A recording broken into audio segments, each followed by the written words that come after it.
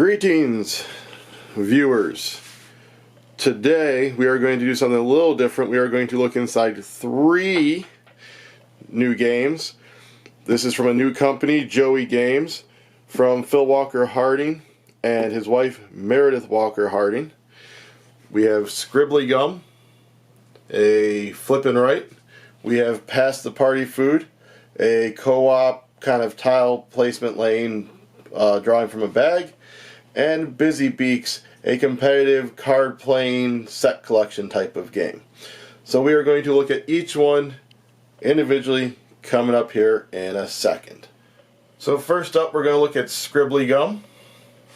So again, this is a flip and write. So here is your pad that you'll be using. There are 2 different sheets.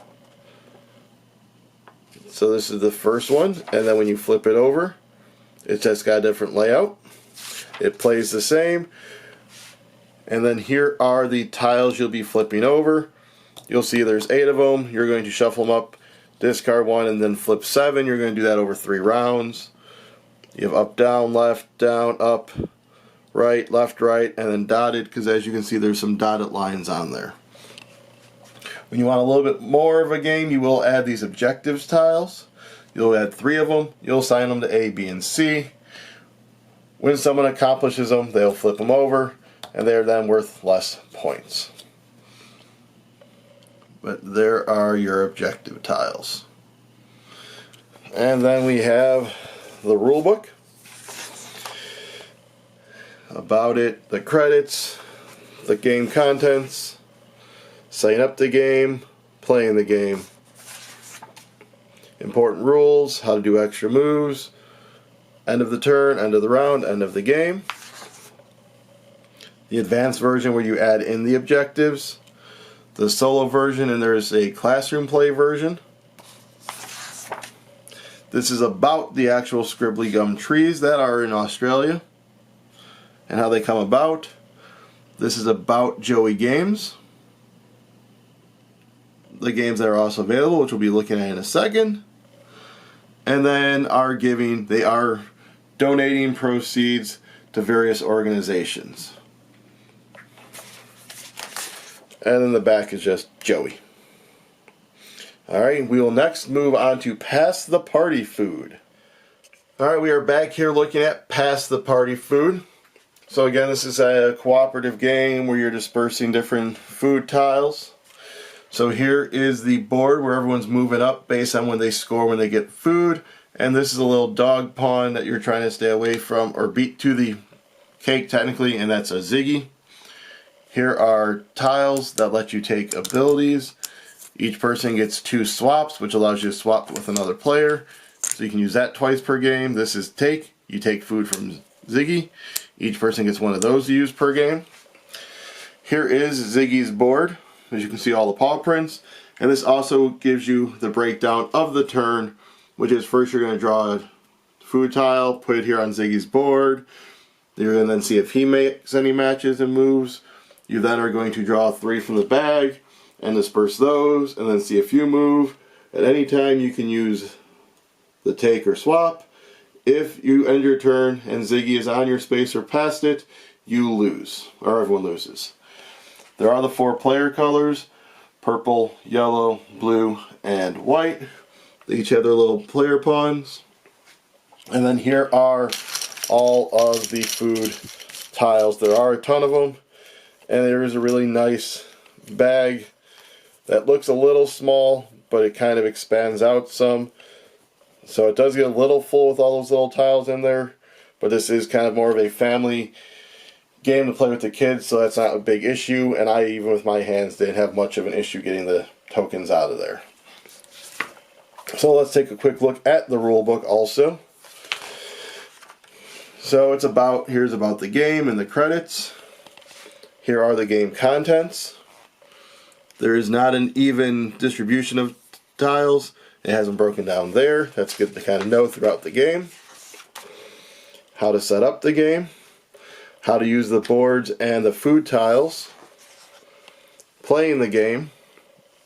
And as I said, there is a nice, this board stays out in front of everyone, so there is a nice diagram to see how to do that, how to use the tokens, important rules, winning the game, changing the difficulty level in case it's too hard or easy, and remembering the steps of a turn where it talks about that diagram. This explains what all the different types of food are because they are classic Australian party food. So it does give you, let you know what they are, any history. And then as in the other game, they do let you know about themselves and where they are giving. Alrighty. So one last game left, and that is Busy Beaks. So let's get to it.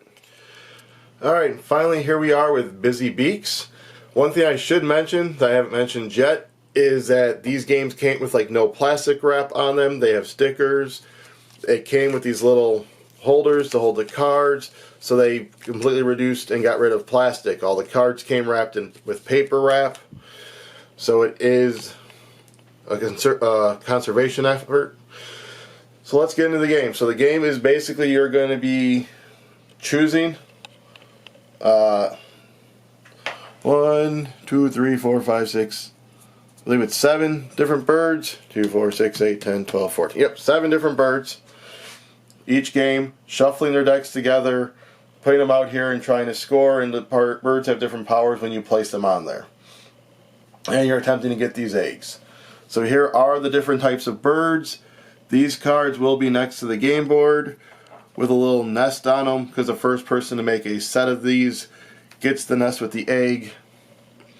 And this just goes into detail about what each bird's power is. And it also shows the symbol, because as I'll show you on the bird's card, it has that symbol on it. So this is the tree in the middle where you'll have your draw and discard pile, and this shows the 3 branches that birds will be getting played to. So again, here's the birds, and as you can see, they have the little symbol iconography, so when you go over here you can match it. Once you play it, start playing, the symbols do make sense, and you can readily remember and go quick. So, and then one last rule book to look at. Here is Busy Beaks. About the game, the credits, the game contents. So you get 1 tree board, 182 cards, the egg tokens, which you see is 5, 4, 3, 2, and as I said, these will go on the birds with the 1, and the 14 card storage envelopes. Here is setting up the game. So you put out egg tokens equal to number of players. Like I said, you choose 7 birds, put an egg token on each of them, and set up the branches. Here is playing the game. So you may play 1 bird card. If you play it to the branch, you trigger its ability. You can score a flock. A flock is 5 cards of the same type. But you must draw 1 card, and then you see about refilling the tree. So here the steps are: walked out in order, how to fill the tree, the important rules, how the game ends.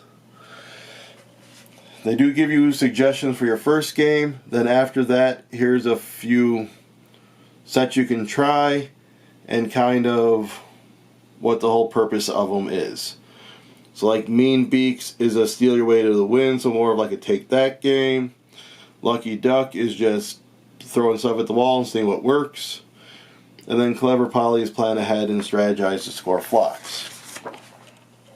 You then have full pages on how the gameplay works of each bird.